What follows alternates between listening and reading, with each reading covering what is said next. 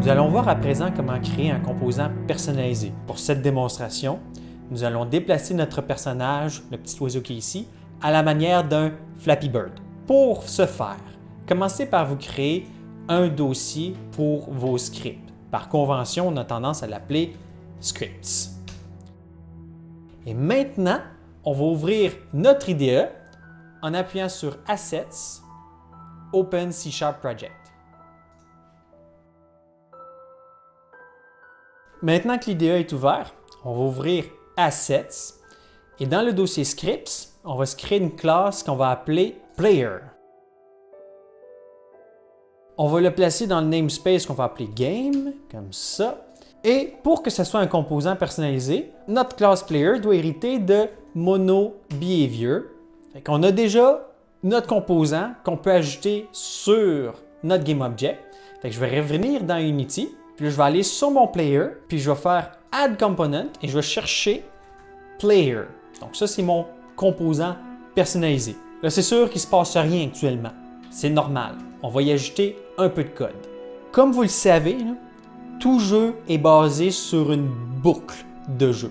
Donc à chaque frame, le moteur va mettre à jour tous les GameObjects et tous les composants dans le monde du jeu. Et pour ce faire, Unity va appeler sur votre composant différentes méthodes ou callbacks. On va voir les plus importants. Commençons par le premier, Awake. Donc, je vais me créer ici une méthode private void que je vais appeler Awake. Awake est appelé lorsque le composant est initialisé, lorsqu'il vient d'être créé. Vous voyez ça un peu comme une espèce de constructeur. Donc, si vous avez des variables ou des objets à créer, c'est le bon moment de le faire. Dans mon cas, je vais avoir besoin du rigid body qui est dans le même GameObject. Fait que je vais aller me le chercher puis je vais le mettre en attribut. Fait que private rigid body 2D que je vais appeler rigid body 2D comme ceci. Et je vais écrire rigid body 2D est égal à get component rigid body 2D. La méthode get component demande à Unity d'aller me chercher un autre composant dans le même GameObject. Vous avez aussi getComponentInChildren qui permet de dire va me chercher ce composant-là dans les GameObjects enfants. Vous avez aussi getComponentInParent et ainsi de suite. Donc, dépendamment d'où est-ce qu'est l'autre composant que vous désirez, vous pouvez utiliser différentes méthodes. Nous avons ensuite la méthode Start, comme ceci, private void start. La méthode Start est appelée lors de la première frame d'activation de votre composant et uniquement à cette frame-là. Donc, il n'est appelé qu'une seule fois. Ça, cette méthode-là, on s'en sert souvent pour initialiser ce composant avant la première mise à jour. Donc, dans mon cas, ce que je vais faire, c'est que je vais m'assurer que la vélocité de mon objet est à 0. Donc, je vais écrire rigidBody 2D.velocity est égal à vector2.0. Maintenant, la plus importante, c'est la méthode update. La méthode update, elle est appelée à chaque frame. Ce qui veut donc dire qu'il faut que ça soit très efficace et très optimal, ce que vous allez écrire là-dedans. Alors, dans notre cas, on va vouloir que quand on appuie sur espace, on veut que notre petit personnage saute dans les airs. Donc, on va écrire private void update. À l'intérieur, if input dot get key down. Et là, je vais me servir de la touche espace keycode.space. Je vais donner une impulsion à mon personnage vers le haut. Donc, je vais tout simplement changer sa vélocité par en haut. rigidBody 2D.velocity est égal à vector2.up que je vais multiplier par 5 comme ceci, tout simplement pour lui donner une bonne quantité de vélocité par le haut. On peut déjà l'essayer. On va voir qu'est-ce que ça nous donne. Donc, vous revenez dans votre éditeur, vous laissez compiler le code, parce que c'est Unity qui compile votre code et non pas votre IDE. Et là, on peut appuyer sur Play. Je vais dans mon jeu. Donc là, à chaque fois que j'appuie sur espace, mon petit personnage saute dans les airs. C'est ce que je voulais. Là, par contre, vous aurez remarqué que j'ai hard-codé mes valeurs, ce qui n'est pas vraiment souhaitable.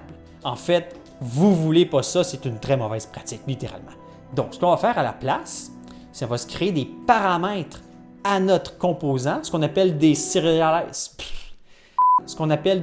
serialized fields. Donc, ajouter une annotation serialize field de type vector 2, comme c'est ici. On va l'appeler flap force, que je vais mettre par défaut à vector2.up. Revenons dans notre éditeur. Vous allez constater à présent que mon composant a un nouveau paramètre qui s'appelle flap force que je peux modifier.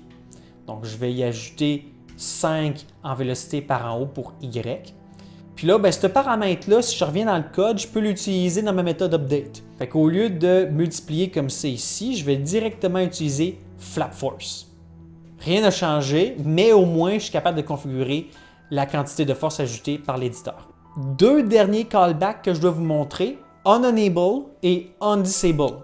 OnEnable est appelé lorsque le composant est activé et onDisable est appelé lorsque le composant est désactivé. Donc, je vais écrire private void onEnable. Puis dans onEnable, ce que je vais faire, c'est que je vais m'assurer que lorsque j'active mon composant, eh bien, la simulation de physique est activée. Donc, je vais écrire rigidbody2d.simulated est égal à true. Et lorsque je désactive mon composant, je vais m'assurer que la simulation de physique, elle, est désactivée.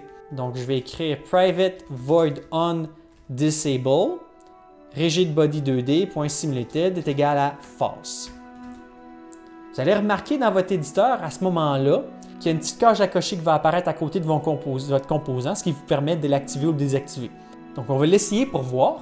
On va partir de notre jeu. Je vais le faire voler un petit peu. Puis, je vais désactiver mon composant, ce qui devrait dire que mon personnage devrait arrêter de bouger. Fait que, touc! Ah, oui, effectivement, il a arrêté de bouger. Je le réactive, il recommence à bouger. Aussi simple que ça. Cela conclut cette introduction aux composants dans Unity. Dans la prochaine vidéo, nous allons voir comment mieux découper nos scripts et ainsi aussi mieux appliquer l'architecture par composant et avoir une architecture propre. Donc, on va se revoir tout à l'heure. À tout de suite.